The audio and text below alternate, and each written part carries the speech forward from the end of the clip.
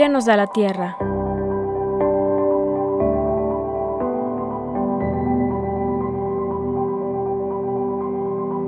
Agua, sol, fuego, aire. Sensaciones que al tocar nuestra piel nos emocionan o sabores que endulzan nuestros sentidos. En Tradecorp creemos que la tierra nos da mucho más. Nos da la oportunidad de cuidar su vida, de estudiarla e innovar en tecnología para mejorarla, sin dañar el medio ambiente. Nos da la oportunidad de ser cada vez mejores, de trascender ofreciéndole lo mejor de nosotros, para que en un futuro cercano, muy cercano, recibamos lo mejor de ella. Y esto que hacemos hoy por la tierra nos llevará a ser recordados mañana, porque estamos sembrando un mejor futuro para todos, lleno de alimentos más ricos y saludables que nos ofrecerán un bienestar a todos.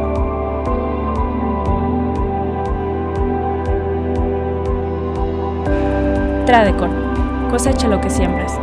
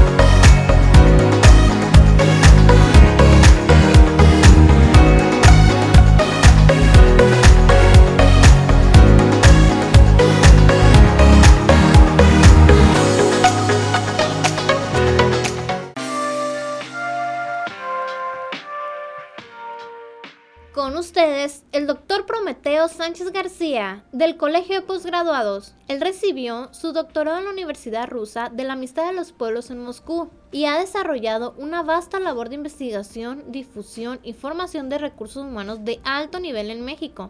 Además, ha dirigido un sinnúmero de tesis de maestría y doctorado, proyectos de investigación y desarrollos tecnológicos. El doctor participa con su ponencia. ¿Qué tal? Buenas tardes. Tengan ustedes, antes que nada, agradecer a los patrocinadores de este evento, a la empresa Tradecor, a Capaciagro, al equipo eh, de producción, ¿verdad? Al staff por apoyarme para que esta presentación salga lo más amena para ustedes. Y claro, sin dejar de agradecerles a ustedes por el tiempo, el espacio que dedican para este tipo de actualizaciones. Y pues el día de hoy hablaremos de un tema relevante, ¿verdad? Como muchos otros, sobre la estimulación de floración a cuajado de frutos en cítricos. ¿Quién no quiere, verdad, tener siempre una planta nutrimentalmente, hormonalmente equilibrada, donde esos fenómenos de alternancia no sean tan contrastantes como normalmente lo vemos en frutales, ¿verdad? Entonces, el día de hoy platicaremos un poquito al respecto, ¿verdad? Es una hora más o menos que nos llevará esta charla. Al final se hará una sesión de preguntas y respuestas.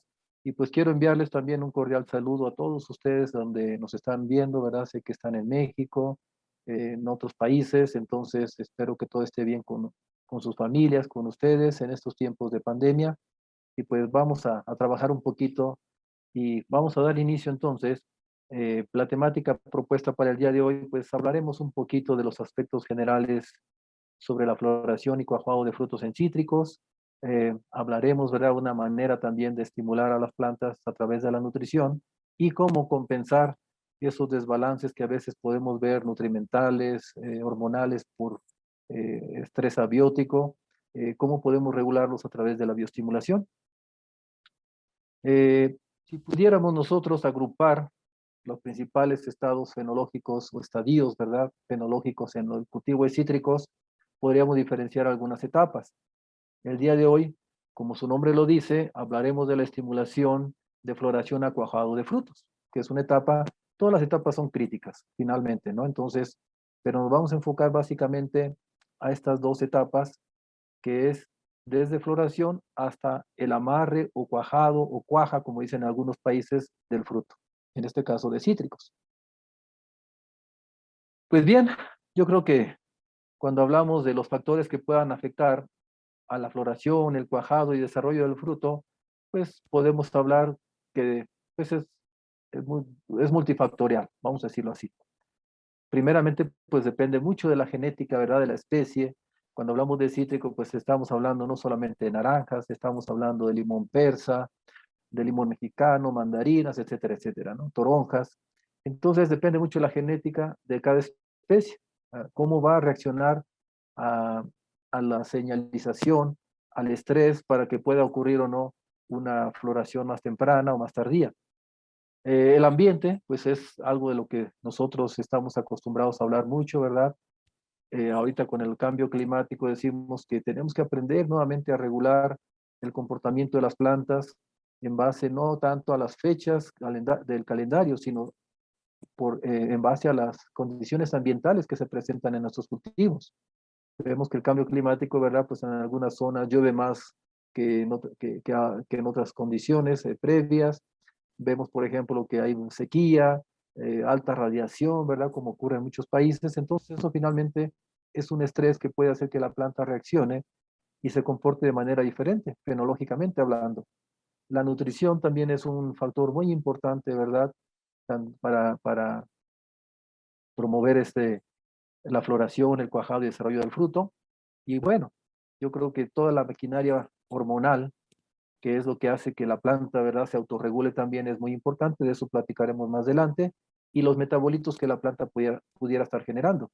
Recuerden que cuando la planta, decía por ahí en uno de los videos al inicio de esta sesión, decía que la planta recibe de la tierra el aire, el agua, el sol, etcétera, etcétera, ¿verdad? Y sí es cierto, o sea, finalmente recuerden que los antiguos griegos mencionaban 4 elementos muy importantes, de lo cual estaba constituido todo en el planeta.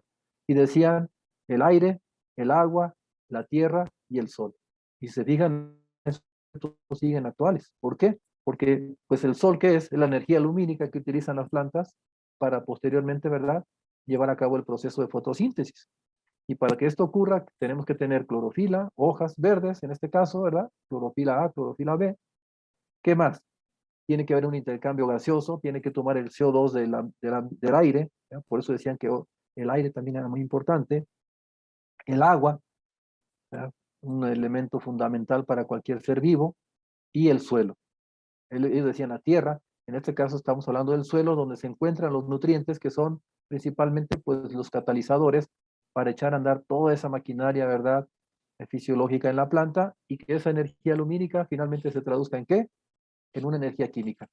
En nuestro alimento, primeramente alimento para ellas, para las plantas, y después alimento para nosotros. Decía Hipócrates de Cos que tu alimento sea tu medicina y que tu medicina sea tu alimento. Entonces, si nutrimos bien un cultivo, una planta, y nosotros lo consumimos, pues seremos personas mejor nutridas, ¿verdad?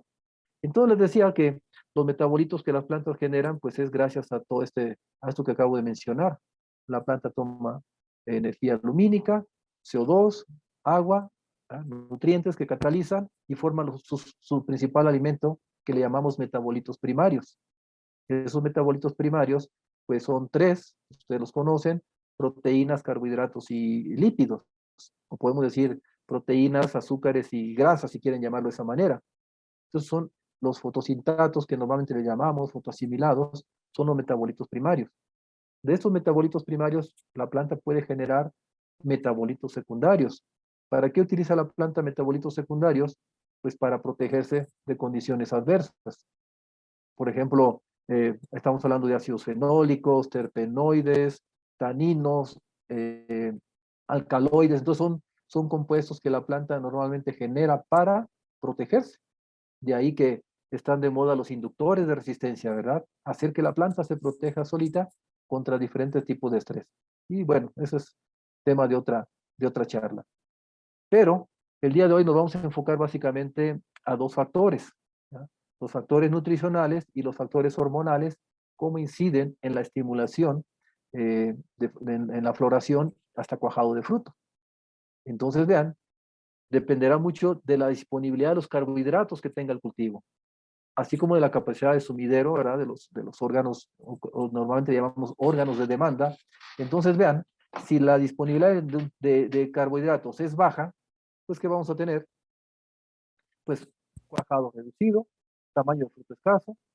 Si la capacidad de sumidero es alta, ¿verdad?, y una baja disponibilidad de carbohidratos, vamos a tener que un cuajado, vamos a llamarlo, eh, bueno, una disponibilidad de carbohidratos alta y una capacidad de sumidero alta, pues vamos a tener un cuajado suficiente y un tamaño de fruto adecuado, ¿no? Entonces, vean, está muy relacionado la cantidad de fotoasimilados que la planta demanda con la cantidad de fotoasimilados que la planta pueda generar. Entonces, cualquier estrés que la planta sufra se va a ver reflejado en qué, como decía ahí en el video, en una merma en la fotosíntesis. Y al disminuir los fotoasimilados, pues estamos hablando de que va a haber poca disponibilidad de metabolitos primarios, muchos de ellos que dijimos son carbohidratos. De ahí que una de las estrategias que se sigue mucho, ¿verdad? Creo que los españoles son los que más han trabajado estos aspectos, es de monitorear los grados Brix en raíces, en savia, ¿verdad? Como una manera, como un indicador de establecer la cantidad de alimento que la planta está fabricando. Entonces es algo que nosotros también tenemos que aprender a entender. Manipular, es decir, monitorear ese alimento que la planta está generando. ¿Por qué? Porque en base a eso vamos a ver si la planta va a amarrar flor o va a abortar fruto en base a la capacidad que tenga de qué, de generar esos carbohidratos. Bien, pues la floración es otra cosa más que la consecuencia de un conjunto decimos, de factores que promueven e inhiben a la mayor, algunos procesos fisiológicos. Y como dice ahí, pues muchos de estos procesos, si se fijan, todavía son un poco desconocidos, vamos a decirlo así. No se conoce a ciencia cierta todavía qué está pasando realmente durante el proceso de la floración. Por eso los fisiólogos están muy enfocados, ¿verdad?, a ver rutas metabólicas, todo esto para entender un poquito más qué sucede o por qué la planta, cuando recibe o no tal estrés, la planta tiende a generar qué, flores o no. Recuerden que la floración, la planta, ustedes cuando recibe un estrés, independientemente del tipo de estrés, ya sea salino, hídrico, eh, climático, nutrimental, pues la planta lo primero que hace es trata de reproducirse, es un mecanismo normal en los vegetales, ¿verdad? Entonces, de tal manera que nosotros podemos acelerar, ¿verdad?, el proceso de la formación de flores. Sin embargo, son plantas que todavía no están preparadas para soportar esa carga de flores. Entonces, aquí están viendo ustedes, decíamos, eh, pues en un esquema, pues lo que representa realmente una flor en el cultivo de cítricos, ¿verdad? Entonces, sabemos que tenemos ahí el gineceo y el androceo, que tiene que ver, ¿verdad?, con los órganos femeninos, órganos masculinos. Entonces, muchas de las flores son hermafroditas. Entonces, aquí tenemos un ovario que puede ser fecundado, ¿verdad?, por el polen que viene de las anteras, ¿verdad? Y tiene que atravesar un tubo polínico. ¿Por qué estoy mencionando todo esto? Porque muchos de las hormonas que vamos a mencionar, de los nutrientes, tienen que ver precisamente con el proceso o la formación de flores, ya sea su iniciación o la inducción floral, que son dos conceptos muy diferentes. Entonces, vean, la inducción floral en cítricos está influenciada, lo sabemos, por varios factores. Hablábamos ahorita de hormonales, nutrimentales, etcétera, pero mucho se ha hablado de los factores ambientales, como la temperatura, el agua, la cantidad de luz, etcétera, etcétera. Se dice, por ejemplo, que los cítricos en condiciones de trópico responden mucho al estrés hídrico, ¿verdad? Y por eso se induce la floración. Sufre un estrés la planta, un estrés hídrico, y eso genera un estímulo para generar, ¿qué? Flores. A diferencia de condiciones subtropicales, donde se dice que el estrés está generado más que nada cuando viene de una temperatura fría a una cálida, ¿verdad? En Veracruz podemos tener ese tipo de condiciones, en Sonora, por ejemplo, ¿verdad? Donde tenemos un invierno bien marcado y un verano bastante marcados. Entonces, cuando hace frío, hace bastante frío, cuando hace calor, hace demasiado calor, ¿no? Podemos ver ahí para Poza Rica, todos esos lugares. Entonces les decía, vean cómo ese tipo de mensajes que la planta recibe, o llamémosle estrés, pues puede inducir o no la floración. O incluso se dice que pueden responder incluso hasta el fotoperiodo, ¿verdad? Entonces, ¿qué hormonas están involucradas para tener una floración de calidad y homogeneidad óptimas? Recuerden que las hormonas pueden estar, finalmente todas están presentes en la planta. En ciertas etapas hay mayor concentración que otras y viceversa. Entonces, las principales hormonas, por llamarle clásicas, ¿verdad? Sabemos que hay otro tipo de nuevas hormonas, por llamarlo así, brasinoesteroides, etcétera, pero las hormonas más clásicas que les decimos, pues son las hormonas de crecimiento y las hormonas del estrés. Cuando hablamos de hormonas de crecimiento, pues tenemos a las citocininas, que decimos que son despachadoras. Las auxinas decimos que son activadoras, activadores. El ácido giberélico se dice que son agrandadores, ¿verdad? Nos ayuda a generar tamaños de frutos, etcétera. Las hormonas del estrés, pues sería el etileno. El etileno es un regulador. ¿Qué pasaría si solamente la planta generara auxinas, ¿verdad? Eh, pues, pues tiene que haber como un límite, pues, porque si no, ¿qué pasaría? Pues empezarían a mandar auxinas a los meristemos apicales y nunca llegaría a las raíces. Entonces, el etileno decimos que es el regulador, ¿no? Trata de ir regulando esos excesos de hormonales. Y el ácido cícico, pues es terminador, ¿no? Que está muy relacionado principalmente pues con maduración, etcétera, etcétera. Aunque el etileno, pues es un precursor o es del ácido abscísico. Bien, entonces vean, de manera general, aquí estamos viendo las principales hormonas, qué hacen, dónde se producen, qué inhiben y cuáles son sus características que nos pueden ayudar a entender un poquito este fenómeno de floración y cuajado de frutos. Hablábamos entonces de las citocininas, ¿ya? Dijimos que estas nos ayudan en la división y diferenciación celular, reducen la senescencia, por eso, ¿a quién inhibe? Al ácido abscísico, ¿ya? ¿Dónde se producen? En meristemos apicales, en las raíces. ¿Qué características? pues de este tipo de hormonas que se requiere nitrógeno para su síntesis, ¿verdad? Las auxinas activan y dirigen la división celular, así como el movimiento de los fotosintatos en toda la planta. Vean, las auxinas son las que se encargan de movilizar ¿qué? El alimento que ya fue generado precisamente en las hojas. ¿Dónde se producen las auxinas? En las hojas. ¿Qué características tiene esta hormona? Que su ausencia provoca ¿qué? Caída de flores y frutos en la mayoría de los cultivos.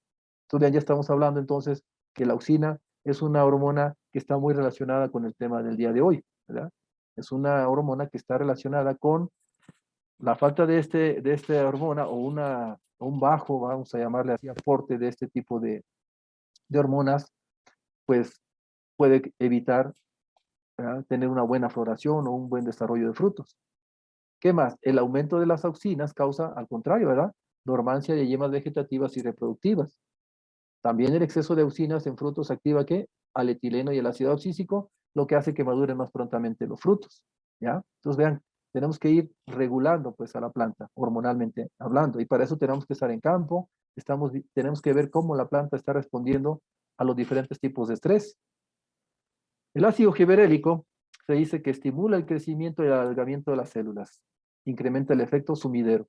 Entonces, si empieza a haber una elongación, un crecimiento, en este caso de tejidos, de células, a su vez tejidos y órganos, pues se incrementa el efecto sumidero. ¿Qué es? El efecto sumidero, pues normalmente decimos en fisiología vegetal, le llamamos, también tiene una connotación muy que se le llama zinc metabólico, ¿no? Zinc con S, que son órganos de demanda, ¿no? Eso se llama el efecto sumidero, cuando la planta demanda, demanda, demanda, ¿no? En este caso, entonces se producen el ácido giberélico, ¿ya? Pues se almacenan en los nudos, decimos, pero se requieren auxinas para su síntesis.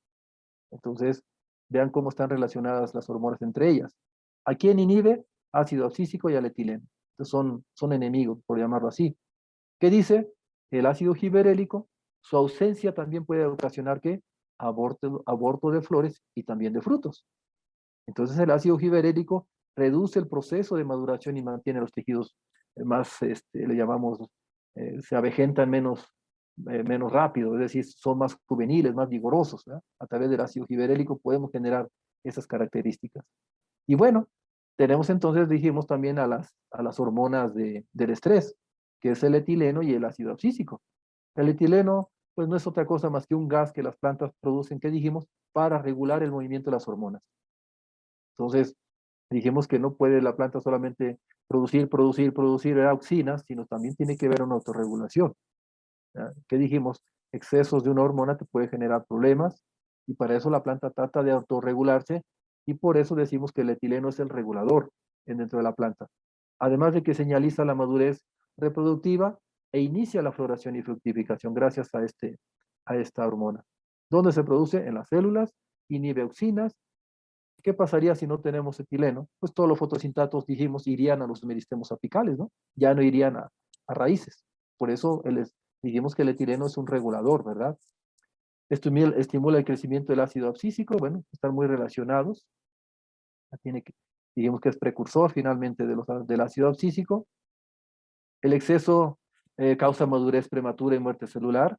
Bajo estrés señaliza para síntesis, dijimos, de proteínas protectoras. Entonces, vean, a través de la inducción o la síntesis de etileno, nosotros podemos ayudar a la planta ¿para qué? Para que se proteja contra ciertas condiciones adversas. El ácido abscísico, para terminar esta pequeña introducción, es el responsable de la madurez celular y de la terminación del crecimiento de la célula. Está muy relacionado con maduración, donde se produce en raíces y siempre se mueve cuando la planta recibe un estrés. Vamos, cuando la planta recibe un estrés, ¿qué sucede? Hídrico. Lo primero que hace es, se manda la señal, empieza a aumentarse, a concentrarse el ácido abscísico en las hojas, ¿y qué sucede? La planta cierra estómago, ¿no? Entonces, vean, es como una respuesta, un mecanismo de respuesta hacia un estrés hídrico en este caso, un estrés hídrico generado por exceso de sales. Por eso, cuando tenemos este tipo de condiciones, la planta comienza a comportarse un poco diferente.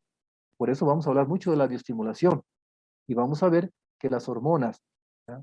Conjuntamente con la aplicación de bioestimulantes, se ve mejor respuesta.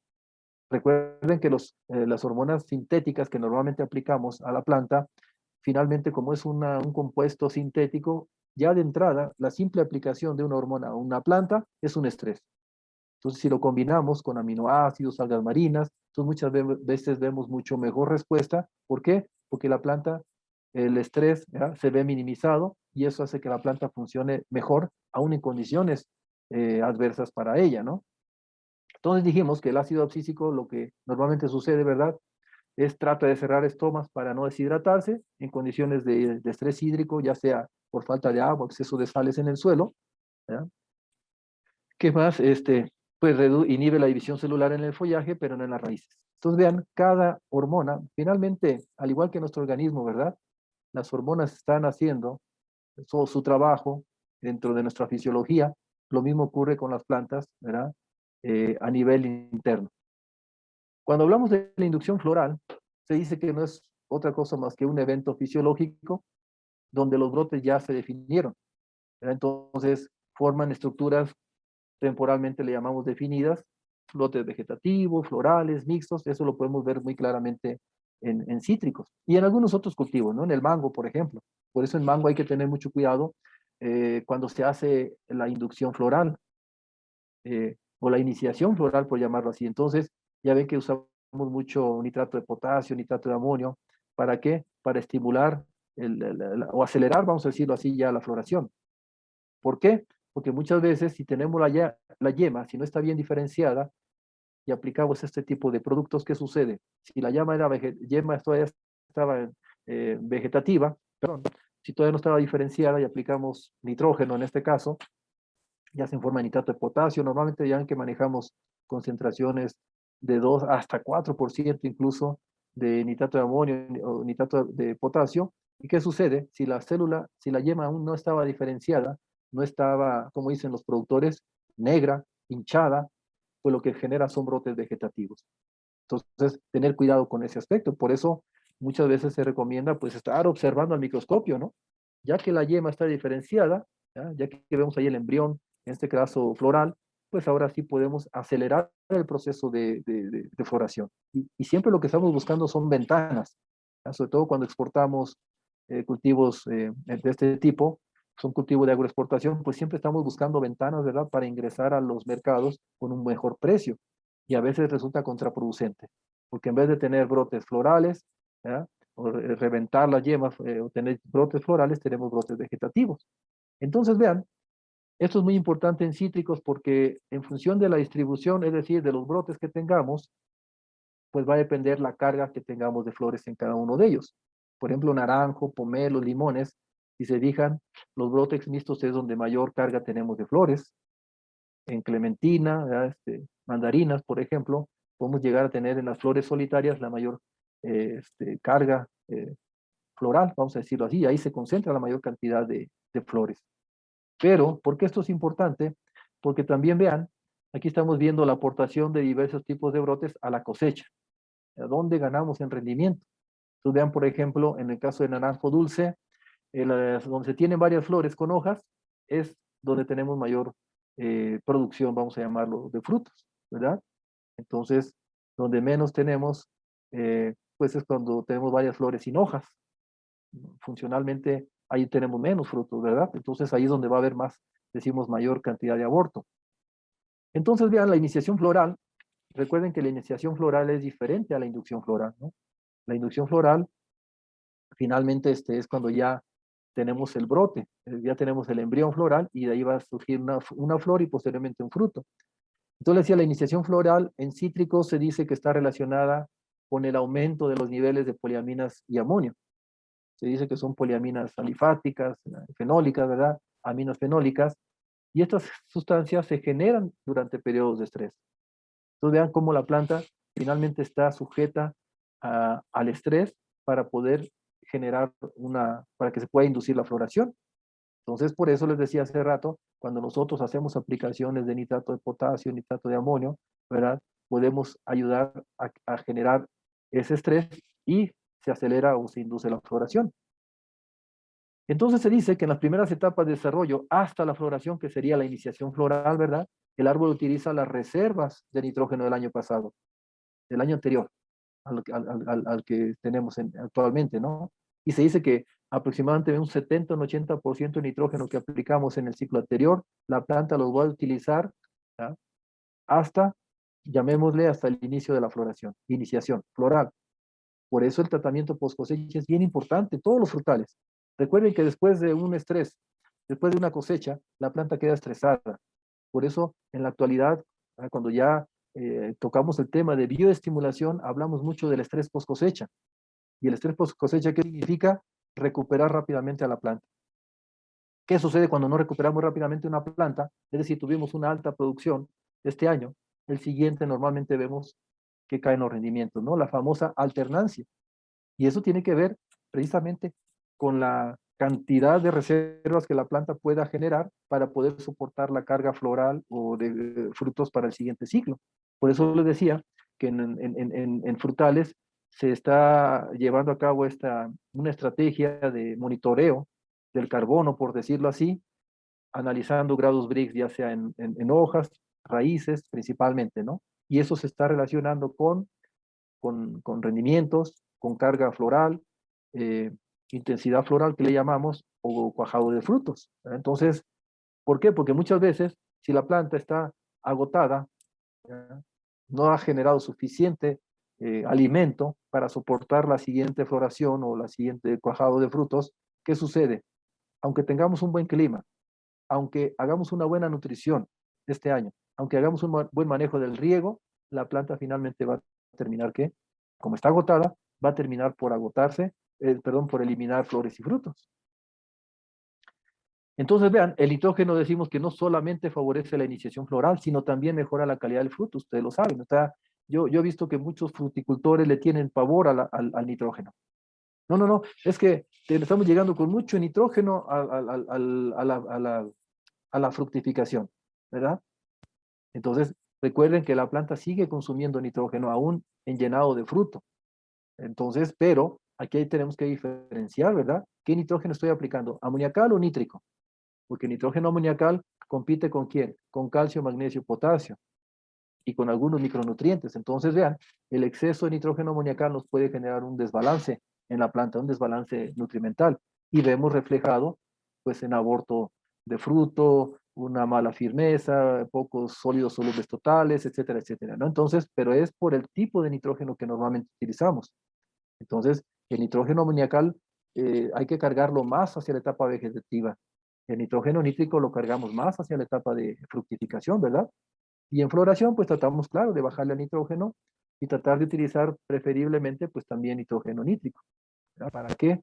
Para evitar ese antagonismo del amonio con calcio y con algunos otros nutrientes que están muy relacionados con floración. Por eso nos apoyamos mucho con los análisis foliares. Y vean, cuando hablamos de exceso de nitrógeno, para mí el exceso de nitrógeno no es como normalmente lo manejamos. Es decir, tengo 4% de nitrógeno en la hoja. Eso es mucho, claro. Y lo vemos reflejado en el cultivo, ¿no? Un desbalance muy fuerte, aborto de flor, etcétera, etcétera. ¿Qué sucedió ahí? Que tenemos demasiado nitrógeno con relación a quién, al resto de los nutrientes. Mucho nitrógeno, poco fósforo, poco potasio, poco calcio, poco magnesio, poco, etcétera. Eso es un desbalance muy fuerte. Y eso se va a ver reflejado en qué? Pues en una mala floración. Y decimos, no, el nitrógeno es malo porque por eso hubo tanto aborto de flor. Sí, ¿y saben por qué es malo? Porque todos los demás nutrientes estaban bajos. ¿Quiénes? Todos los que están relacionados con floración. Fósforo, calcio, boro, zinc. Entonces, ¿qué tenemos que hacer en esos casos? Cuando tengamos una planta sobrenitrogenada. Normalmente lo que hacemos son aplicaciones foliares con molibdeno, ¿verdad? Rápidamente procesar ese nitrógeno y tratar de cargarle al calcio y a los micronutrientes, ¿verdad? Tratar de equilibrarlos, vamos a llamarlo así, con relación al nitrógeno. Pero bueno, digo, eso normalmente lo tenemos que hacer con análisis foliares. Pero vean, cuando hablamos de iniciación floral, inducción floral, pues podemos también hacer un buen manejo de este principio, de esta etapa, con el uso de aminoácidos. Muchos de estos aminoácidos que ustedes ven en pantalla, que normalmente vienen en los cócteles, todos tienen, yo digo que son multifuncionales, polifuncionales incluso. Son 20 aminoácidos que vienen en diferentes proporciones. Entonces tenemos aminoácidos síntesis o obtención mediante hidrólisis ácida, puede ser, mediante hidrólisis enzimática, es decir, yo le quito a la materia prima el aminoácido que a mí me interesa, y vamos a ver que de estos 20 aminoácidos hay algunos que están directamente relacionados con el tema del día de hoy.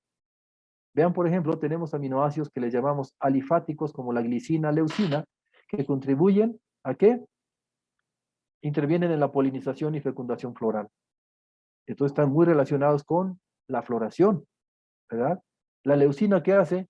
Incrementa la producción, ayudando en la fecundación y amarre de los frutos. Entonces vean, estos dos aminoácidos ya están directamente relacionados, uno con floración y el otro con cuajado de fruto. Isoleucina ayuda en la producción de energía. Recuerden que cuando la planta se genera, ¿verdad?, una buena cantidad de flores, pues es un desgaste energético enorme que sufre la planta. La planta se desgasta energéticamente normalmente cuando genera, ¿qué? Raíces y cuando genera flores. Son dos etapas muy críticas. Por eso ahí no puede faltar, por ejemplo, el fósforo, el ATP que se genera en el proceso de respiración, pero necesitamos fósforo. Por eso el fósforo es muy importante en formación de raíces y en floración, para que se lleve a cabo, ¿verdad?, el ciclo de Krebs y se genere energía. Entonces, la isoleucina, como dice ahí, nos ayuda ¿qué? En la producción de energía, que es muy importante precisamente en el proceso de floración, porque el desgaste energético de la planta es muy alto, el consumo de carbohidratos, y además hay un desgaste energético muy fuerte. La prolina, vean, participa en el equilibrio hídrico de la planta. Entonces, ¿qué es lo que hace la prolina en las plantas? Normalmente, ¿verdad?, eh, se, se señaliza de tal manera que la planta empieza a mandar ¿qué? Muchos azúcares a las raíces, osmolitos le llamamos, ¿no? De tal manera que la presión osmótica interna llega a ser mayor que la externa, y el agua entonces ya no se sale de la planta, ¿ya? Que es el proceso de un estrés hídrico que sucede cuando tenemos un exceso de sales. Por ejemplo, cuando la presión osmótica externa es mayor que la interna, se sale el agua, y por eso le llamamos sequía fisiológica, ¿no? Entonces, ¿qué es lo que hace la prolina? Es un aminoácido que ayuda, decimos que es un osmoprotector, equilibra hídricamente a la planta. ¿Para qué? Pues para que pueda funcionando normalmente o casi normalmente en condiciones de estrés. Entonces, vean, la prolina nos ayuda a que el proceso de fotosíntesis siga, ¿ya?, ocurriendo aún en condiciones adversas, que el grano de polen siga fértil, ¿ya?, para que pueda haber una buena fecundación, además de que favorece el cierre y apertura de estomas. Por eso la planta, ¿verdad?, hídricamente hablando, ese intercambio gaseoso sigue ocurriendo aún en condiciones de estrés. También tenemos aminoácidos aromáticos, ¿verdad?, la tirosina, que ayuda, como dice, en la formación de energía durante el ciclo de Krebs. Recuerden que nosotros cuando respiramos generamos energía. Las plantas cuando respiran generan energía. Entonces, y esa energía normalmente se genera ¿dónde? En las mitocondrias. Recuerden que la planta cuando, a través de sus raíces, ¿qué hace? Respiran. Por eso, ahorita vamos a tocar un poquito este tema, ¿no?, de las raíces, porque es el cerebro de las plantas. Recuerden que todo lo que sucede en la planta está mediado por las raíces. Por eso tenemos que cuidar siempre raíces. Tenemos que estimular el desarrollo de raíces, cuidarlas. ¿Y qué vemos? En la mayoría de los casos, vemos zonas, por ejemplo, pues mismo Veracruz, en Michoacán, vemos zonas donde tenemos muchos suelos vertisoles. ¿Qué son suelos vertisoles? Son suelos muy pesados. ¿Qué significa pesados? Que tienden a compactarse muy fácilmente. ¿Y eso qué significa? Poca oxigenación, un mal desarrollo de raíces. ¿Qué más? Poca oxigenación, por lo tanto vemos aborto de flores y aborto de fruto, más que si tuviéramos una condición de un buen desarrollo de raíces, una mejor oxigenación, como lo vemos, por ejemplo, en Perú, en esas zonas, ¿verdad?, de la zona costera de este país, donde pues tenemos suelos prácticamente arenosos, o si nos vamos hacia el norte de México. Entonces les decía, ya lo importante que es la respiración para generar energía, y esa energía puede servir para un mejor amarre de flor y un mejor cuajado de frutos. Pero esas raíces tienen que tener, ¿qué? Azúcares, carbohidratos. Entonces vean, no solamente es aplicar hormonas y nutrientes, hay que cuidar todo, los procesos fisiológicos en la planta, todos son muy importantes, y todos esos te van a impactar, ya sea favorable o negativamente, en el amarre de flor o en el cuajado de frutos. La trionina, pues también, ¿verdad? Es un aminoácido hidroxilado que también ayuda en la generación de energía, todo lo que estoy mencionando ahorita, ¿verdad? Los aminoácidos básicos que dicen nos ayudan precisamente a mitigar los efectos del clima. Sigue formándose clorofila, sigue habiendo fotosimilados, aún en condiciones de estrés, como decíamos ahorita, ¿no? Hay zonas como el norte de nuestro país donde o hace mucho frío o hace demasiado calor, ¿verdad? Entonces, estos cultivos todo el tiempo están bajo estrés. Entonces, tenemos que manejar ese estrés, pues para que la planta pueda hacer, ¿ah? Pueda trabajar normalmente y después no le echemos la culpa al clima. Ah, es que por eso la planta abortó porque pues el clima no era favorable. Claro, puede ser que el clima esté influyendo, pero el uso de los bioestimulantes, en este caso aminoácidos, nos ayudan a tolerar mejor ese estrés. Y por lo tanto la planta funciona mejor y disminuye fuertemente el aborto de flores. La arginina estimula el crecimiento de raíces junto con la metionina. Ya vieron, por eso hablé mucho de las raíces. Tiene una acción rejuvenecedora en la planta, además de que participa en la síntesis de clorofila y movimiento de fotosintaxis. ¿Ah? Las toxinas dijimos que se encargan de hacer este trabajo, ¿verdad? La arginina también es uno de ellos. ¿Qué más? Mejora la asimilación de nutrientes. Además, la arginina, vean, es precursor de la síntesis de auxinas. ¿Ya? ¿Cómo están relacionados de alguna manera? Por eso, cuando ustedes han aplicado aminoácidos, ustedes ven una mejora en las plantas, porque finalmente la planta tiende a autorregularse, no solamente fisiológicamente, sino también hormonalmente, vamos a decirlo así. La histidina protege a las plantas por daños de exceso de radiación, se involucra, vean, en la síntesis de biosíntesis del triptófano, que finalmente precursor de las auxinas, mantiene sanos los tejidos. Y para terminar esta parte de los aminoácidos, ¿verdad? Hablemos del ácido glutámico que estimula el crecimiento vegetal, mejora los procesos fisiológicos, pero vean lo que tiene que ver con el tema de hoy. Mejora el poder germinativo del grano de polen, la elongación del tubo polínico, que muchas veces por eso vemos mucho aborto de flor. ¿Por qué? Porque no alcanza a haber una buena fecundación, una buena eh, formación de flor, ¿no? Por eso a mí seguido me mandan fotos de algunos cultivos, me mandan el fruto, todo deformado. A veces los sépalos se unen al fruto, etcétera, y me preguntan qué está sucediendo. Les digo, es un problema climático y ese problema se tuvo desde la floración. Entonces vean, hay ocasiones que incluso la flor no se aborta, pero el fruto sí sale de mala calidad. Y todo esto tiene que ver, ¿qué dijimos? Con un problema climático. Y claro que el clima tiene un efecto muy fuerte sobre el desarrollo de los cultivos, pero tenemos que aprender entonces también a convivir con ese tipo de climas, como lo hacen todos ustedes. Entonces vean, el zinc es un elemento que también es muy importante, ustedes lo saben, en la floración. Desafortunadamente en muchas zonas donde tenemos pHs muy alcalinos, pHs arriba de 8, empezamos a ver muchos problemas con deficiencias de zinc. O hay suelos que también se dice que a nivel mundial los suelos son pobres en zinc, se está perdiendo mucho el zinc. ¿Ya? El zinc tiene que ver mucho con el sistema inmunológico en los seres humanos, pero también en las plantas decimos que el zinc normalmente es un elemento que está relacionado con división celular. Entonces esto me está diciendo que el zinc tiene un impacto favorable en el alargamiento de los tubos polínicos que pueden fecundar una flor, ¿no? Entonces vean, esos tubos polínicos se elongan y pasan por el estigma hasta caer el ovario, depositar el polen y ocurre de manera favorable pues, el proceso de fecundación. Entonces vean, ahí está involucrado el zinc, por eso decimos que el zinc es un elemento que está relacionado con la, con la floración. Pero vean, en este caso, este trabajo de Hassan, aquí vemos cómo donde se aplicó foliarmente pura agua, ¿verdad? Por eso decimos agua común, cuando ustedes hagan experimentos donde hagan aplicaciones foliares con productos, siempre tengan un testigo. No solamente son dosis o épocas de aplicación, sino que también acompañen esos tratamientos. El testigo sería aplicar pura agua, porque el agua puede traer algunos elementos, ¿no? Que puedan incluso estar generando cierta respuesta de las plantas. Entonces, para evitar ese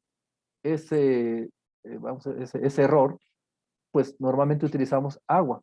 El agua que usamos para las aplicaciones foliares hacemos ese sería como nuestro testigo absoluto, por llamarlo así. Entonces vean, 2 aplicaciones foliares con zinc y vean, frutos cuajados se incrementan, frutos caídos disminuyen. Y como resultado, pues nos da más frutos por árbol. Y eso tiene que ver desde la floración, ¿no? Por todo lo que ya les mencioné, en donde está involucrado precisamente el zinc. El fósforo, ya les dije, es un elemento importantísimo, no solamente en la formación de semillas, también en, finalmente, en la generación de energía. La floración se requiere que, dijimos que es una etapa donde hay un desgaste energético muy fuerte, y ahí está involucrado precisamente el fósforo. Por eso, cuando ustedes hacen trabajos, ¿verdad?, de aplicaciones de fósforo, gradualmente, pues vemos este tipo de respuesta. Por ejemplo, para este trabajo, pues se vio que la respuesta ocurrió cuando la mejor respuesta ocurrió cuando tenemos 200 gramos, se aplicaron 200 gramos de fósforo por árbol. Pero fíjense, ah, siempre que lean un artículo o vean ese tipo de trabajos donde vemos la respuesta a la aplicación de fósforo, a la respuesta a la aplicación de potasio, etcétera, etcétera, siempre chequen bajo qué condiciones se hicieron esos trabajos, ¿verdad? ¿Por qué? Por ejemplo, yo he visto trabajos en limón mexicano y cuando empiezo a ver los rangos óptimos de hierro en hojas, para el limón mexicano estoy pensando trabajos que se desarrollaron en Michoacán y en Colima. ¿Qué condiciones tenemos en esas zonas? Suelos alcalinos. El agua de riego que viene de la montaña, ¿verdad? Tiene muchos bicarbonatos. Eso hace que el pH sea muy alto. pH es de 8. ¿Qué me genera un pH de 8 en esos suelos? Y limón mexicano, ¿verdad? Que es muy sensible a la clorosis férrica. Pues que cuando yo haga análisis, haga muestreos y haga ese tipo de estudios, que voy a encontrar los niveles de hierro bajos. De tal manera que cuando yo veo esos artículos y comparo los niveles de hierro con los de otros países, veo que los están subestimados. ¿Y qué estoy haciendo yo? Cuando yo hago un análisis foliar y lo cotejo contra esos rangos, ¿qué voy a encontrar? Y yo digo, estoy dentro del rango y ves la planta con clorosis férrica, pero la planta está bien. Entonces vean, tengan cuidado cuando vean este tipo de trabajos. ¿Por qué les digo esto? Porque si tú ves la respuesta a 260 gramos por árbol de P2O5 y yo lo quiero copiar, pero resulta que mi suelo, como hemos visto, por ejemplo, acá en Veracruz, hay suelos donde se producen naranjas, donde tenemos demasiado calcio. Un suelo con demasiado calcio, así le pongan media tonelada de P2O5, posiblemente no vean respuesta. ¿Por qué creen? Porque ese calcio reacciona con el fósforo, se forma fosfato de calcio. Y lo que estoy generando es una compactación de suelos y una baja disponibilidad de fósforo. Por eso, cuando tengan suelos ricos en calcio y apliquen fósforo y no vean respuesta, apliquen mucha materia orgánica, materia orgánica, materia orgánica. ¿Por qué? Ácidos húmicos, pues eso les vaya a generar, les va a ayudar a incrementar las poblaciones microbianas, principalmente bacterias solubilizadoras. ¿Qué hacen ellas? Su trabajo es solubilizar, solubilizar, solubilizar. Y muchos de ellos solubilizan fósforo. Estoy hablando de bacillus, ¿no? Por ejemplo, bacillus subtilis, pseudomonas fluorescens. Entonces vean, no todos los problemas de nutrición se resuelven con nutrientes. Se resuelven con nutrientes, pero también manejando el suelo, que es lo que siempre se nos olvida. Siempre estimamos un rendimiento meta, el suministro del suelo y genero mi programa de fertirriego o de nutrición. ¿Y el suelo qué? No cuenta. Ese exceso de calcio, exceso de magnesio que te impacta desfavorablemente en la nutrición, ¿verdad? Y eso lo vemos mucho, ¿verdad? Cuando vemos mandarinas, por ejemplo, allá en Perú, ¿qué condiciones tienen algunas zonas de allá de Perú donde mis aguas tienen mucho sodio? ¿Qué hacemos? Pues aplico yeso al suelo para evitar que ese sodio me genere un problema, ¿no? Al aplicar yeso. ¿Y esto qué significa? Que saturé mi suelo con calcio. Pero al saturar mi suelo con calcio, estoy hablando arriba del 80%, ¿no? De saturación en el complejo de intercambio. ¿Qué significa eso? Que cuando yo fertilizo con potasio y magnesio, sigo viendo deficiencias de magnesio y potasio en el fruto de mandarina. ¿Cómo lo vemos? Primero, pues la deficiencia de magnesio son claras, ¿no? Este amarillamiento internerval en las hojas adultas. Y no solamente vemos eso, también vemos que son mandarinas con una buena calidad post cosecha, bastante duras porque tienen demasiado calcio, pero son muy ácidas. ¿Por qué? Porque no es suficiente la cantidad de potasio que yo agrego.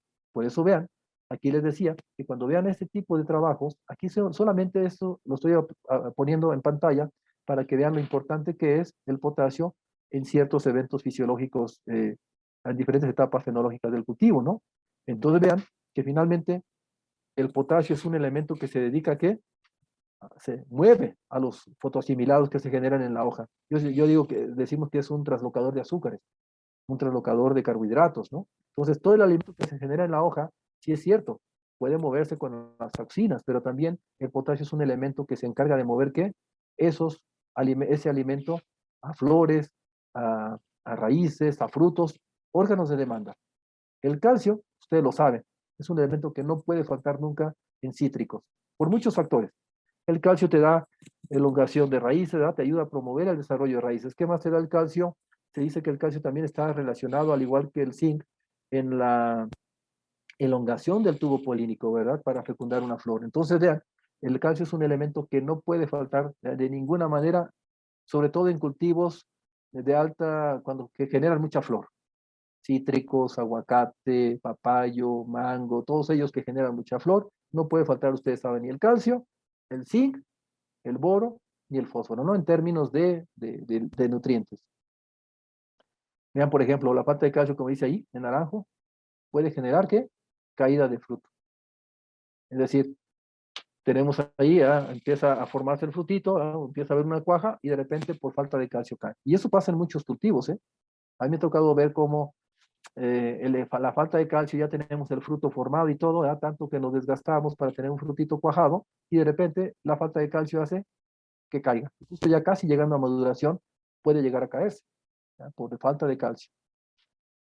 Y como les decía, ¿no? La deficiencia de magnesio, muchas veces, aunque no le pone uno atención al magnesio, es un elemento clave en los cítricos. Y por eso ustedes van a ver siempre, cuando tenemos un exceso de calcio, deficiencias de magnesio. El magnesio está relacionado también con ¿qué? Con fotoasimilados, pues es la principal molécula, la molécula de clorofila es el principal elemento. Por lo tanto, ¿qué vemos ahí? ¿Ya? Que el magnesio es parte estructural de la molécula de clorofila. Y cuando tengo un exceso de calcio, ¿qué vamos a ver? Problemas con magnesio.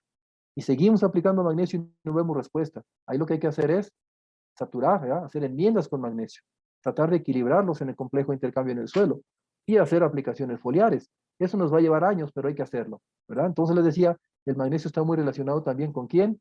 Con color. ¿Qué más nos da el magnesio? Grados Brix, rendimiento. Pues sí, ¿por qué el magnesio nos da todo eso? Pues porque es parte estructural de la molécula de clorofila y mientras más clorofila tenemos más que fotoasimilados, más azúcares, más carbohidratos, vamos a decirlo.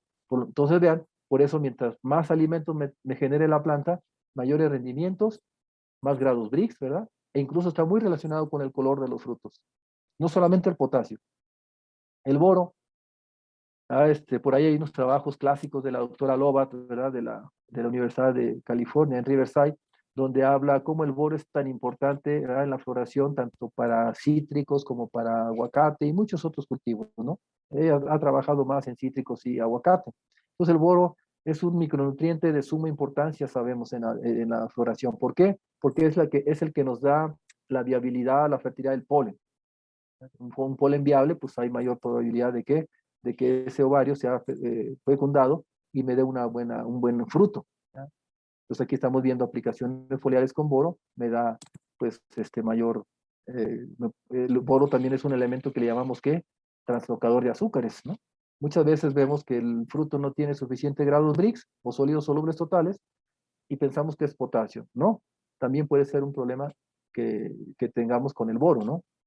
Y bueno, se dice que los micronutrientes, el cobre, manganeso, hierro y el zinc, que ya lo platiqué, pues están directamente relacionados con el control hormonal. Por eso cuando ustedes apliquen hormonas, normalmente vienen acompañadas con ¿qué? Esas aplicaciones, con calcio y micronutrientes, ¿verdad? Estos elementos son reguladores hormonales, equilibran a la planta. Al igual como dijimos que lo hacen los aminoácidos, los micronutrientes, el calcio también son ¿qué? Reguladores hormonales. Por eso cuando ustedes tengan una planta con deficiencias de calcio o de algunos micronutrientes y hacen aplicaciones foliares, pueden ver una respuesta contraria a lo que ustedes querían o estaban esperando, ¿no? Entonces, como tips, les puedo decir que siempre que vayan a hacer aplicaciones de hormonas a un cultivo, traten de tenerlo bien nutrido. Eso es todo. Así igual como estos que hacen halterofilia, ¿no? Los levantadores de pesas, que se meten anabólicos, si no se alimentaran bien, ¿verdad? Es lo mismo que sucede aquí. Si yo quiero estimular a la planta, pero mi planta está nutrimentalmente desgastada, lo que puede ocurrir son casos que a veces vemos desfavorables, ¿no? Aún con la misma concentración de una hormona, vemos a veces cómo se empieza a enroscar o cómo empieza a haber aborto de flor en vez de ver un amarre de flor. Entonces les decía que muchas veces es porque estamos recibiendo, la planta está desnutrida y está recibiendo un estímulo hormonal, ¿no? Bien, entonces vean, en cítricos, ustedes saben que es muy importante la relación flores-frutos, porque si ustedes, ¿verdad? Hay ocasiones donde llegamos a tener una gran cantidad de frutos, hay un desbalance en la planta y nos cuesta hasta 2 o más años recuperar nuevamente su rendimiento, es decir, equilibrar otra vez a la planta, es decir, tratar de mitigar esas alternancias tan drásticas que a veces tenemos. Entonces, vean, por eso estamos viendo aquí eh, la cantidad de flores relacionado con el cuajado inicial, cuajado final y la cosecha. Vean ustedes cómo hay una relación inversamente proporcional, donde tenemos más flores, es donde menos cuajado tenemos, y finalmente menores cosechas. Por eso le llamamos la relación que hay entre la intensidad de floración y el cuajado de frutos. Muchas flores, menos frutos. Y viceversa, ¿no? Muchas veces, ¿qué sucede? Tenemos tanto rendimiento que eso nos puede impactar en la floración del siguiente ciclo. Vean por qué son importantes el manejo, el estrés post cosecha, que le llamamos. Tratar de recuperar la planta rápidamente. ¿Para qué? Porque si mis rendimientos fueron excelentes, muy buenos, que eso no me impacte en la siguiente floración. Entonces, hay una relación inversamente proporcional, ¿verdad? De tal manera que si falta producción continua y está originada por exceso de flores en los cítricos, una manera de frenar esto es haciendo aplicaciones foliares con ácido giberélico, ¿no? Es la única manera como ustedes van a poder resolver este problema. Sobre todo en cítricos que tienen semilla, ¿no? Donde no tiene semilla, este fenómeno es menos común, ¿no? Pero en cítricos con semilla es muy común que tengamos precisamente este detalle. Altos rendimientos, baja floración. Baja floración, altos rendimientos y así, ¿no? Sucesivamente. Entonces, exceso número de flores, bajo cuajado, falta de producción. ¿Qué es lo que estábamos viendo en este cuadrito, no?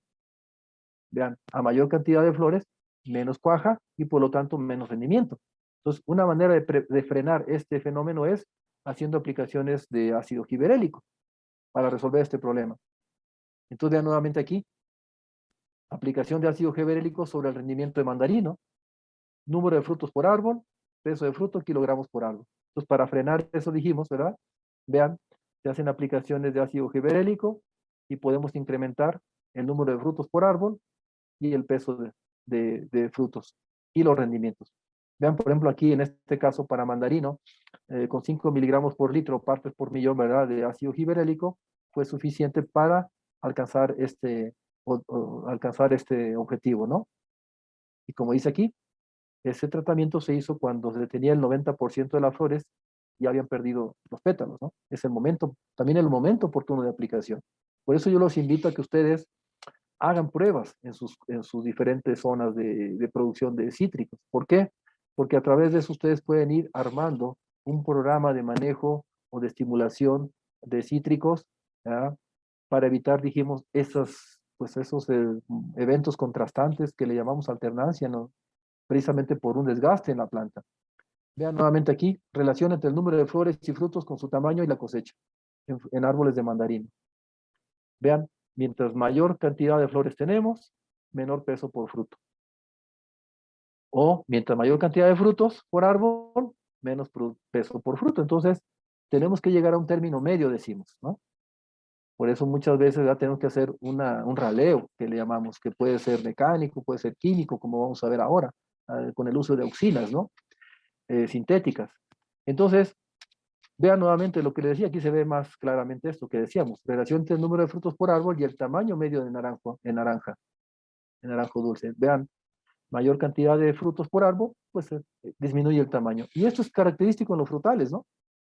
Por eso muchas veces decimos, mis rendimientos fueron tantas toneladas por hectárea. Sí, pero de esos cuántos fueron cajas exportables. En muchos cultivos no hablamos de toneladas, hablamos de cajas.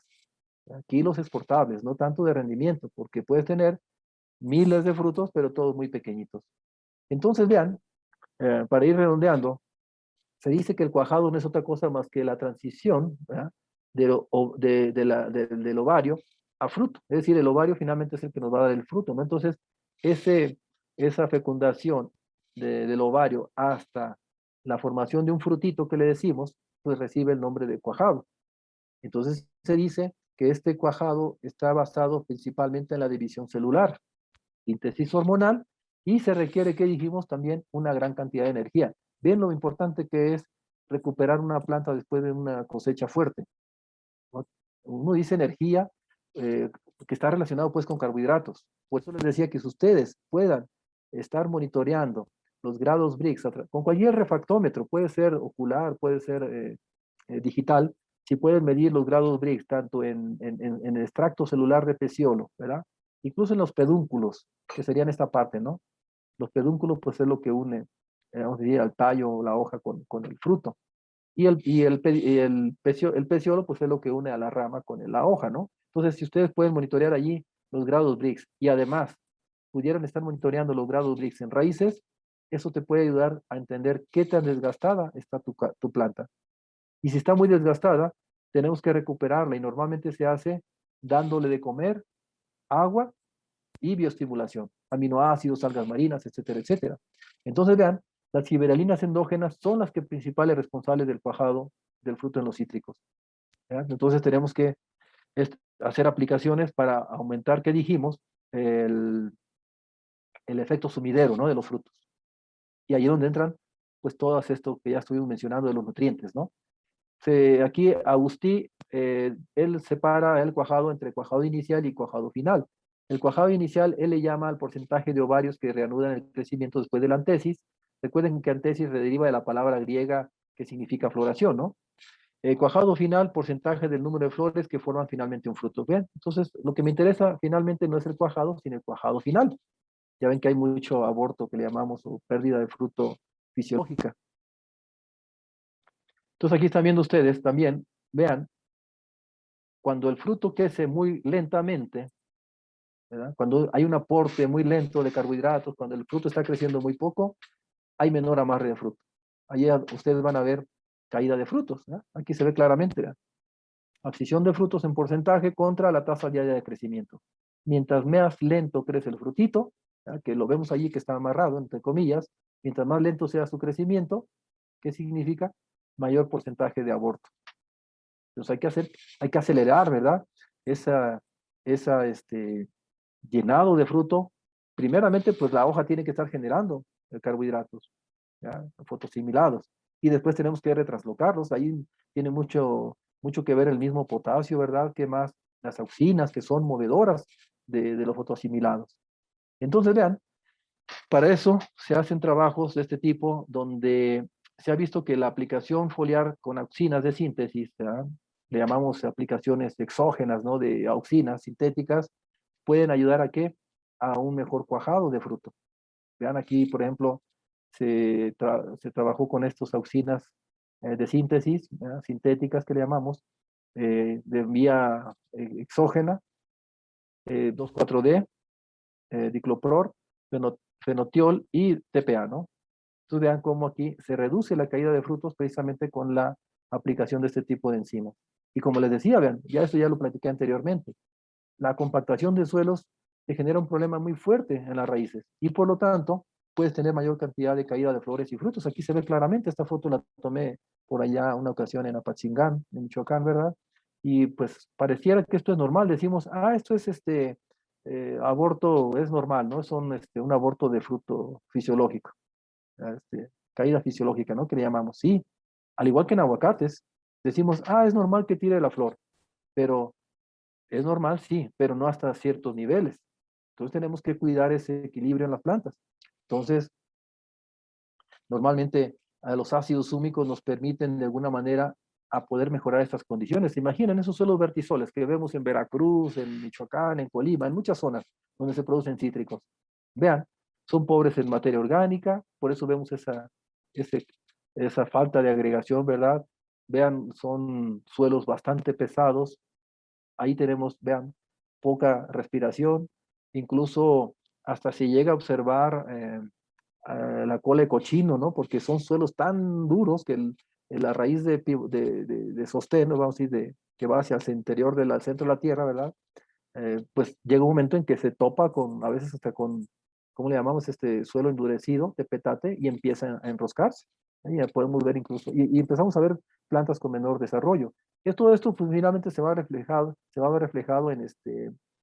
a ver reflejado en aborto de flor y aborto de fruto.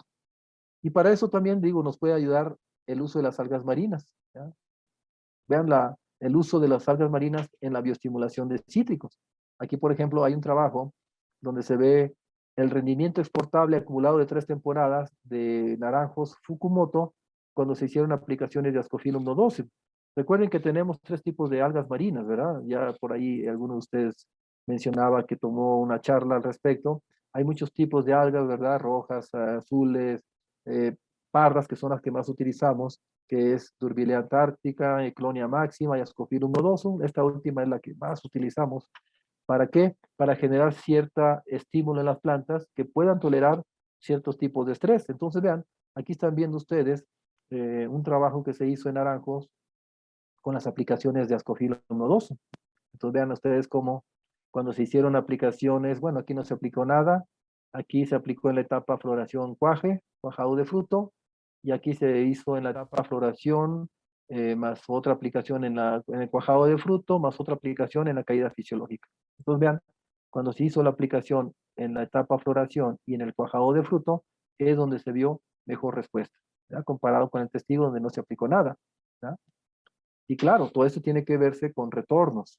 Aquí ustedes, porque muchas veces dice uno, ¿y no será que estoy gastando al incorporar o al aplicar algas marinas? Pues no siempre, ¿verdad? Por eso es importante que se hagan análisis no solamente estadísticos, sino también económicos. Por ejemplo, aquí en este trabajo se evaluó el efecto eh, o el retorno, vamos a decirlo así, de mandarinos de la aplicación de algas marinas, en este caso Ascophyllum nodosum. Vean, de diferente procedencia o diferente marca, si ustedes quieren. Vean cómo, independientemente de la marca, en todos los casos hubo una respuesta favorable comparado con el testigo. Entonces el retorno siempre fue mayor cuando se aplicó Ascophyllum nodosum en mandarino que cuando no se aplicó. Entonces vean qué hacen las algas marinas finalmente para ver ese efecto favorable. Primeramente, que ayudan en la fisiología de la planta. Regulación estomatales, cierre y apertura de estomas, conductancia hidráulica, quiere decir que la planta sigue tomando agua y aportando sobre todo aquellos nutrientes que se mueven por flujo de masas, ¿verdad? Como el calcio, el magnesio, los nitratos, los sulfatos, esos se mueven con base a los flujos de transpiración, es decir, la planta transpira y jala estos elementos. Por eso, vean, aún bajo condiciones de estrés, la planta sigue absorbiendo agua y por lo tanto sigue tomando estos nutrientes. Además, vean, mantiene un estrés hídrico favorable en raíces. Vean, hay un equilibrio hormonal entre el etileno y las auxinas a nivel raíces. ¿Qué más? Elimina las especies reactivas de oxígeno, que son los famosos radicales libres, ¿no? Que se generan cuando la planta sufre un estrés oxidativo generado por algún estrés abiótico, vamos a pensar, ¿no? Clima, falta de agua, exceso de sales. Crea estabilidad en las membranas y osmoprotección. La osmoprotección es lo que yo les decía, ¿no? Que es cuando tenemos un exceso de sales muy fuerte en el exterior y eso hace que la planta no consuma agua, al contrario se deshidrata, ocurre una sequía fisiológica y por lo tanto la planta pues se está sufriendo ese estrés. Entonces lo que hacen las algas marinas también tienen ciertos componentes dentro de su composición química, como son el manitol, ¿verdad? Que son azúcares que nos ayudan finalmente a qué? A incrementar el número de osmolitos en las raíces y eso evita que se salga el agua aún en condiciones de alta salinidad, ¿verdad? Entonces vean, aquí ustedes están viendo cómo el manejo de auxinas, ya hablábamos ahorita cómo se puede ayudar al cuajado de frutos, pero vean qué sucede cuando se aplican las auxinas solas comparadas con la aplicación o la mezcla de auxinas con algas marinas. Vean, aquí se hizo una aplicación en la floración más cuajado de fruto, en la caída fisiológica y el efecto sinérgico del extracto de algas con las auxinas sintéticas. Vean que cuando se combinan es donde mejores respuestas se obtienen, ¿ya? Por eso, aquí no es tanto ¿qué son mejores? ¿Aplicar las algas marinas o aplicar los hormonas? Finalmente, pues seguimos recurriendo a las hormonas sintéticas. Entonces, pero ustedes vean cómo hay un sinergismo entre el uso de algas marinas, en este caso con auxinas sintéticas. Y se obtiene mejor que cuajado, mejor rendimiento y por lo tanto mayores rentabilidades. Y ya para terminar, algunos trabajos, ¿verdad?, de estimulación de cuajado en fruto de limón persa. Aquí vemos, por ejemplo, también algunos tratamientos donde el rayado de la corteza, pues es algo que se maneja en muchos lugares, ¿verdad? El rayado no es otra cosa más que consiste en hacer un corte alrededor del perímetro, ya sea del tronco, sobre todo de las ramas principales, ¿no? Entonces vemos que esto puede ayudarnos a mejorar el cuajado de frutos. Eso lo he visto en muchos lugares, ¿verdad? A veces llama la atención ver eso, pero bueno, es muy común, precisamente para favorecer el cuajado de frutos. Entonces, es un trabajo que se hizo en limón persa, donde se comparó el rayado de corteza, la aplicación de algas marinas, 5 litros por hectárea, aplicaciones de boro, el rayado de corteza con boro y el rayado de corteza con algas. Entonces, vean, en cualquier tratamiento que se evaluó, se hicieron las evaluaciones, ¿verdad? Para ver el cuajado de fruto en limón persa, todos fueron estadísticamente diferentes al testigo. O sea que cualquiera de estas prácticas, ¿verdad? Claro, aquí fue más significativo y fue mayor la retención final de frutos, el cuajado que le decimos, cuando se hizo el rayado, más la aplicación de boro. Por eso le decía que este tipo de trabajos ustedes los tienen que realizar finalmente bajo sus condiciones. Entonces vean nuevamente aquí el efecto del rayado de ramas, 25 a 30 días después de la antesis, sobre el número de frutos cosechados en cítrico, vean, donde no se hizo el rayado, a donde se hizo el rayado, ¿no? Entonces ahí lo que se está haciendo es manejar una relación carbono, nitrógeno, si fuera el caso, ¿verdad? Acumulación de carbohidratos, y eso mejora finalmente la, este, el cuajado de frutos. Nuevamente vean el número de frutos caídos, aquí es al contrario, ¿verdad? Todos los tratamientos que se hicieron, ya sea rayado, con aplicación de algas, por separado o con boro, ¿verdad? Aquí vemos, hubo menos caída de frutos comparado con el testigo donde no se hizo ninguno de estos tratamientos. Nuevamente el efecto de tratamientos en el diámetro del fruto en limón persa, nuevamente vemos, ¿ya?, que cualquier tratamiento que se haga es estadísticamente diferente al testigo. Me dice que cualquiera de estas técnicas funciona, ¿verdad? Cuando vemos esas letras diferentes. El efecto de tratamientos en el peso de frutos en limón persa, ¿ya? Nuevamente, cualquiera de estas técnicas funcionó con relación al testigo donde nos hicieron. Recuerden que cuando vean ustedes, cuando lean artículos o vean este tipo de gráficas, si ustedes ven letras diferentes, significan que hubo estadísticamente, cuando se aplicó el método científico, hubo una diferencia entre aplicar o no aplicar ese tratamiento. Y si esta letra A, ¿ya?, es diferente a la letra C, pues quiere decir que es el testigo, significa que hubo un efecto favorable, ¿ya?, al hacer este tipo de tratamientos. Si ven esta letra A y aquí ven esta letra A, te dice que da lo mismo hacer el rayado y aplicar boro que hacer el rayado y aplicar algas marinas. Entonces es lo que te está diciendo, ¿verdad? Cuando son letras iguales. Bien, para terminar entonces, como conclusión podemos decir que la combinación de las diferentes estrategias nutrimentales, hormonales, además de la bioestimulación, ya vieron, por eso quise ir terminando, ¿verdad?, con esta charla, donde se combinan esas prácticas hormonales con bioestimulación y se ve una sinergia y vemos las mejores respuestas. Entonces, si combinamos estas estrategias, podemos obtener un balance óptimo de flores y cuajado de frutos, sostenidamente. ¿Esto qué significa? Que, que impactamos menos en la alternancia en el cultivo de cítricos. Bien, pues yo con esto, ¿verdad?, termino mi presentación. Agradezco a todos su presencia y pues seguimos entonces en este evento. Muchas gracias. Apreciable audiencia, a continuación comenzará la ronda de preguntas y respuestas. Si aún no participa con la suya, puede hacerlo ahora escribiendo en la sección de preguntas o en el chat. Estimados asistentes, les recordamos que para obtener el derecho a una constancia de asistencia al evento, deberá llenar la encuesta que se le proporcionará de antemano. Muchas gracias. Buenas tardes, doctor. ¿Qué Un tal? gusto saludarle. Yo estoy Igualmente, un haciendo llegar abrazo. las valiosas preguntas de nuestra audiencia en esta sección. Comencemos. Fidel González pregunta, ¿qué hormona u hormonas y relación de nutrientes es útil proveerles a las plantas ante la presencia de Huanglongbing o dragón amarillo? Bien, pues gracias. Desafortunadamente, ¿verdad? Este problema del Guanlongbing nos llegó a México hace algunos años. Tratamos de protegernos, ¿verdad? Sin mucho éxito, pero bueno, ya tenemos el problema del Guanlongbing presente, ¿verdad? En muchas zonas de nuestro país, yo creo que en todas. Se dice que se inició en Colima, otros dicen que fue en Veracruz, total, que el Guanlongbing, ustedes saben que no es otra cosa más que una bacteria, ¿ya? Que taponea, vamos a decir, los conductos, en este caso, el fluemático, es decir, lo que hace es, como ocurre un taponamiento del conducto en el floema, pues finalmente, ¿qué sucede? Que ya no hay movimiento, ¿verdad? De fotosintatos, carbohidratos, por llamarlo así, de tal manera que ya no hay esa interacción entre raíces y biomasa aérea u hojas, y termina finalmente la planta por colapsar, aunque hemos visto que muchas veces queda la mitad de en malas condiciones y la otra mitad queda activa.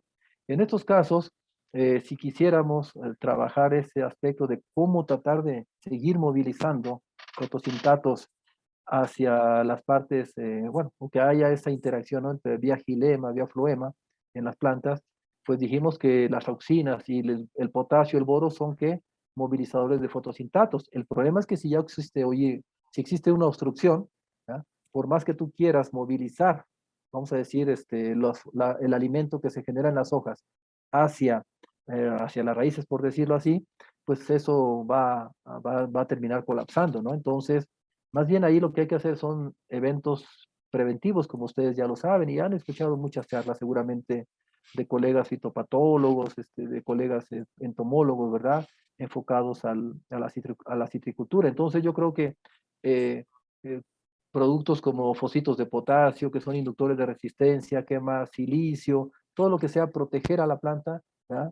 De que llegue este psílido y pueda transmitir esa bacteria, pues hay que hacer todo este tipo de manejo previo, porque ya teniendo taponeado el conducto fluemático, pues es más difícil, ¿verdad? Que haya esa movilización de azúcares, precisamente como tú lo comentas. Por eso decía yo, sí, en términos hormonales y nutrimentales, que fue la pregunta que hiciste, ¿qué nos podría ayudar? Pues yo diría auxinas, y qué más dijimos, ¿verdad? Que son las que mueven la comida, el alimento en la planta, el potasio y el boro, que son también ¿qué? Retraslocadores, movilizadores de azúcares, ¿verdad? Dentro de la planta. Entonces, es lo poco que podría yo aportar a tu pregunta.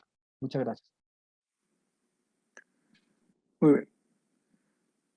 Leiber Luna pregunta, cuando se realizan podas en los tiempos adecuados para inducir la brotación con el fin de generar floración, ¿en qué etapa es recomendable aplicar las hormonas para ayudar más en la floración y cuajado de frutos? Gracias.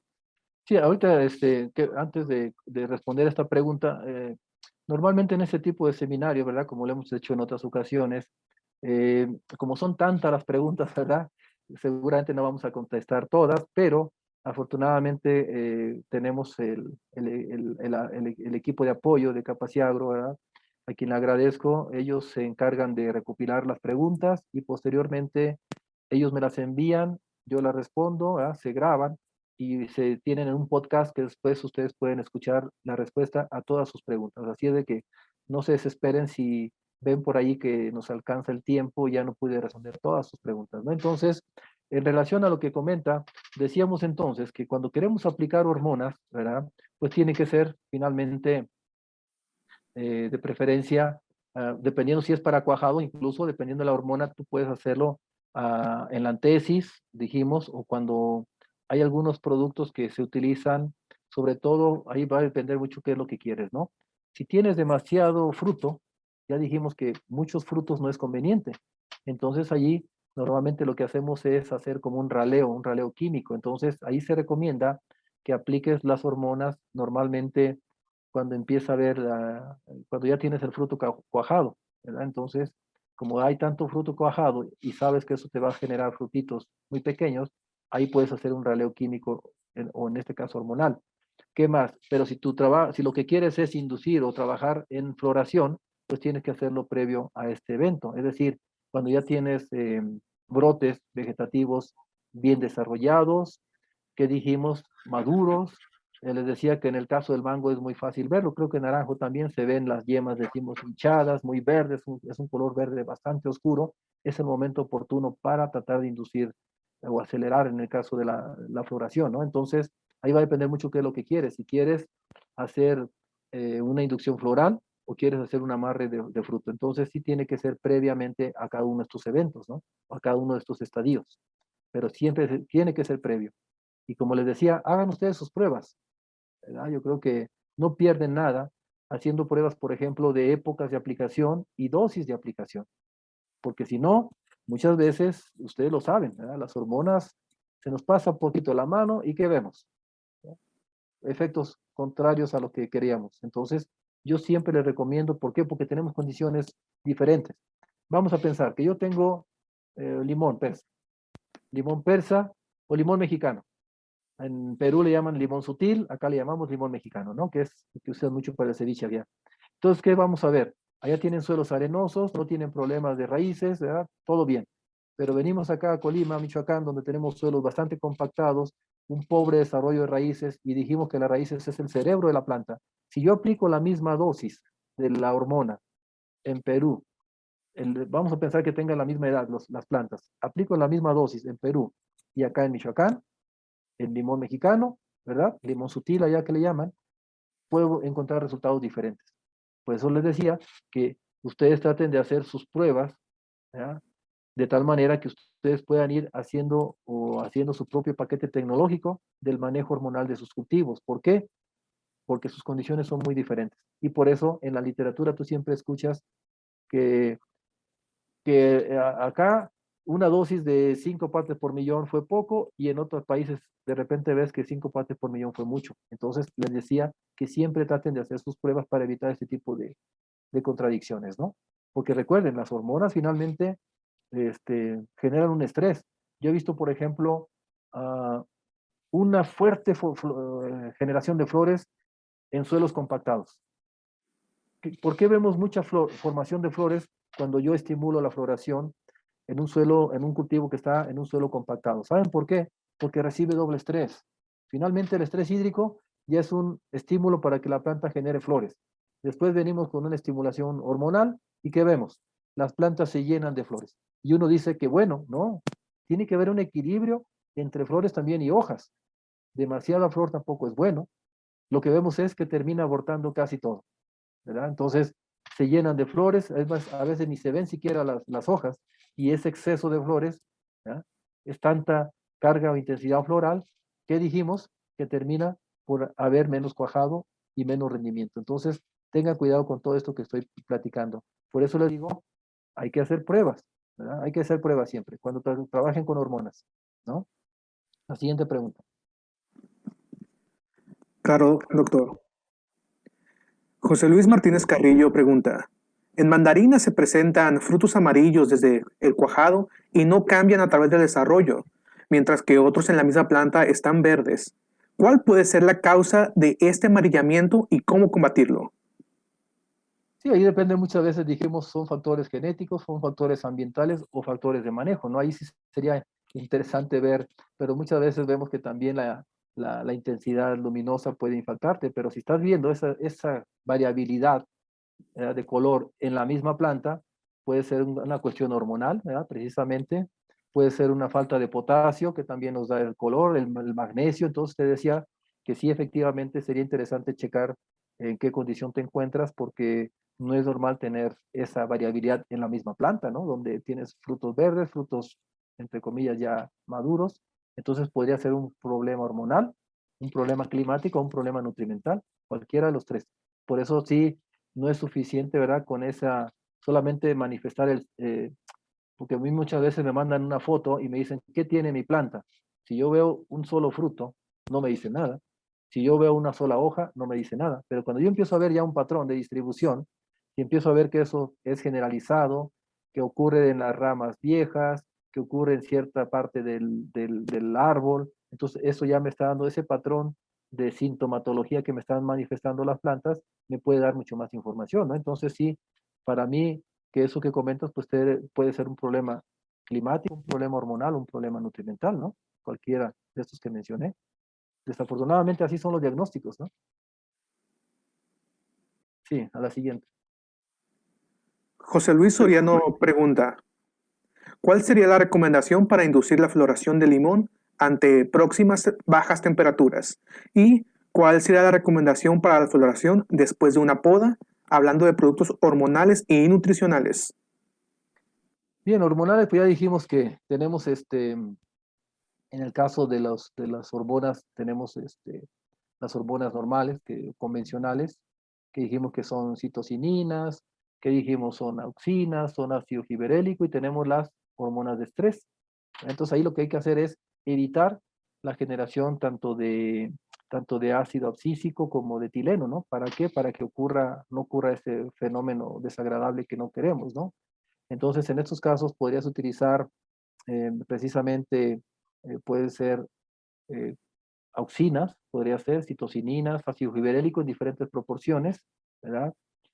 Pero más que, fíjense, en estos casos, cuando lo que comentas ahorita, cuando viene un evento climático es favorable, es mejor que trabajes con bioestimulantes, ¿verdad? Yo creo que mucho de lo que platiqué el día de hoy es la combinación, claro, de las hormonas, los equilibrios hormonales, pero también combínenlos con bioestimulantes, ¿verdad? No pueden dejar de utilizar hormonas, sino también traten de utilizar principalmente pues algas marinas, aminoácidos. Ahí es donde ustedes van a ver una mejor respuesta, un mejor equilibrio hormonal en la planta. En términos de nutrientes, pues ustedes saben que el potasio, por ejemplo, es un elemento muy importante en el cierre y apertura de estomas, al igual que el calcio. Entonces son elementos que no pueden dejar de utilizarse. Por ejemplo, ahorita el calcio. Cuando empieza la temporada de mayo de alto calor, normalmente lo que vemos en todo México es deficiencias de calcio. Entonces preparen a su cultivo, ¿verdad? Yo le llamo fortificarlo. Entonces, en términos nutrimentales, yo siempre digo, traten de fortificar sus plantas. Si ya saben que va a haber exceso de calor y la planta no va a poder tomar calcio, empiecen a saturar con calcio previamente a cuando lleguen a ese evento climático desfavorable. Entonces, si sobre eso va tu pregunta, entonces yo diría que el calcio es un elemento que te va a generar es un elemento que te va a generar una mejor transpiración, es un antiestresante le llamamos, ¿no? Contra el calor. Recuerden que el calcio también es un señalizador, ¿verdad? Por eso en fisiología vegetal decimos que el calcio es un mensajero secundario, es un señalizador. Cuando la planta sufre un estrés, el calcio es que se encarga de avisarle que tiene que protegerse. Entonces les decía que es un elemento que no puedes dejar de utilizar, sobre todo ahora que empieza a hacer demasiado calor. El potasio normalmente está muy relacionado con eventos de mucha lluvia, por ejemplo, ¿no? El potasio está relacionado con estos eventos climáticos. Y bueno, y los micronutrientes en general, ¿no? Yo creo que todos están de alguna manera ayudando a que haya una autorregulación hormonal dentro de la planta. Recuerden que la planta es capaz de generar sus propias hormonas, pero a veces tenemos que apoyarle, ¿no? Queda muy relacionado con tu pregunta. Y afortunadamente tenemos algo tan importante que es lo que estamos platicando ahora, que es cómo combinar todas estas estrategias que ya normalmente dominamos, las estrategias nutrimentales y hormonales, cómo combinarlas con la bioestimulación. No le tengan, es decir, los bioestimulantes son una excelente herramienta ahora que hablamos de estrés climático, ¿no? Por ejemplo, ¿no? Yo creo que es, yo no conozco al menos un productor, ¿verdad? O muy pocos que no utilicen aminoácidos, que no utilicen algas marinas, ¿no? Entonces, muchas veces vemos mejor respuesta a la aplicación de un bioestimulante que alguna hormona o algún nutriente. Entonces, ahora si los combinan, pues mucho mejor. Entonces, no le tengan mucha desconfianza a los bioestimulantes. Les dicho de otra manera, no lo vean como un gasto. Incluso por eso les he mostrado a ustedes allí análisis económicos, ¿no? De retorno. Porque muchas veces, una vez que también tuvimos una charla sobre bioestimulación en maíz, y muchos dicen, pero ¿para qué aplico bioestimulantes en maíz si es un cultivo que no es rentable? Pero cuando tú ya le demuestras económicamente la viabilidad, ¿verdad? La aplicación de un bioestimulante que te puede dejar 1 o 2 toneladas más por hectárea, y se paga prácticamente con lo que cosechas la aplicación de algún bioestimulante. Entonces, afortunadamente digo, o desafortunadamente la bioestimulación, si se fijan, es muy reciente, este concepto o este manejo. Solamente en el año 2015, fíjense, apenas se estableció que era un bioestimulante. En 2015 quiere decir que estamos hablando de 6 años, ¿verdad? Hacia acá, que ya empezamos a conocer un poquito más de los grandes beneficios de este tipo de productos. Entonces, si los pueden combinar, mejor, ¿verdad? Yo creo que eso te puede ayudar. ¿Qué más te puede ayudar para el estrés climático? Silicio, ¿verdad? Recuerden que el silicio también es un excelente compensador, vamos a decirlo así, y no solamente en términos de fisiológicos, sino también en términos hormonales, también te puede ayudar a mitigar el estrés, un exceso climático, un problema climático, ¿no? Sí, la siguiente pregunta. Dijimos que no íbamos a poder responder todas, ¿verdad? A veces me gusta ampliarme un poquito más en las respuestas. Así es, doctor.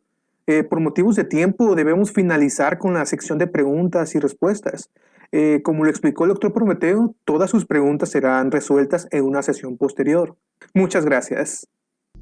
Damos por terminada la conferencia de hoy. Agradecemos profundamente a toda nuestra audiencia por su asistencia, así como a nuestro ponente participante y a la empresa patrocinadora del evento. Si trabajas con bioestimulantes, probablemente has oído hablar del priming. Pero, ¿cómo funciona? Veamos un ejemplo. Mira estas dos plantas. Ahora mismo no sufren estrés. Cuando aplicamos Filgreen, una señal se transfiere a través de todas las estructuras de la planta. Como resultado, la planta aprende y recuerda cómo responder al estrés abiótico. Esto es Primactive. Cuando ocurre el estrés abiótico, este desafía las posibilidades de supervivencia de la planta. Solo las plantas más preparadas lo superarán con éxito. Las plantas invierten tiempo y energía para hacer frente al estrés y recuperarse, lo que afecta a su crecimiento y desarrollo. Mientras que la planta sin tratar intenta recuperarse del estrés, la planta bajo el efecto Primactive continúa creciendo y desarrollándose gracias a una menor necesidad de energía y una capacidad de reacción más rápida ante el estrés abiótico. ¿Tu beneficio? Con Primactive previenes los efectos del estrés abiótico, favoreciendo así la mayor calidad y rendimiento de tus cosechas, incluso en las condiciones más desfavorables.